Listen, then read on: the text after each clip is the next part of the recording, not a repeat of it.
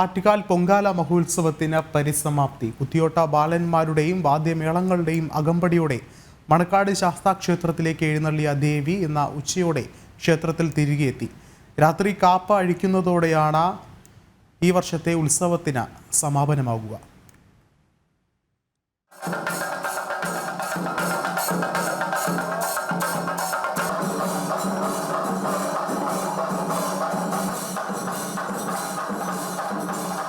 കുത്തിയോട്ട ബാലന്മാരുടെയും വാദ്യമേളങ്ങളുടെയും വിവിധ കലാരൂപങ്ങളുടെയും അകമ്പടിയോടെയായിരുന്നു ആറ്റുകാൽ ക്ഷേത്രത്തിൽ നിന്നും ദേവിയുടെ പുറത്തെഴുന്നള്ളത്ത്. ഗജരാജൻ തൃക്കടവൂർ ശിവരാജുവാണ് ആറ്റുകാലമ്മയുടെ തിടമ്പേറ്റിയത്. ഇത്തവണ 606 കുത്തിയോട്ട ബാലന്മാരാണ് ദേവിക്ക് അകമ്പടി സേവിച്ചത്. മഹിഷാസുരമർദ്ദിനിയായ ദേവിയുടെ മുറിവേറ്റ ഭടന്മാരാണ് കുത്തിയോട്ട ബാലന്മാർ.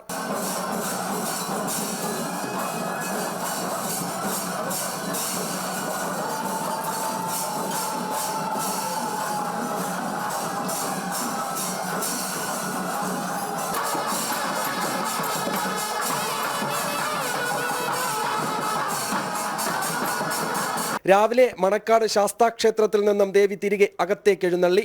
രാത്രി 9:45 കാപ്പഴിക്കുന്നതോടെ ഈ വർഷത്തെ പൊങ്കാല മഹോത്സവത്തിന് പരിസമാപ്തിയാകും. ജനം, തിരുവനന്തപുരം.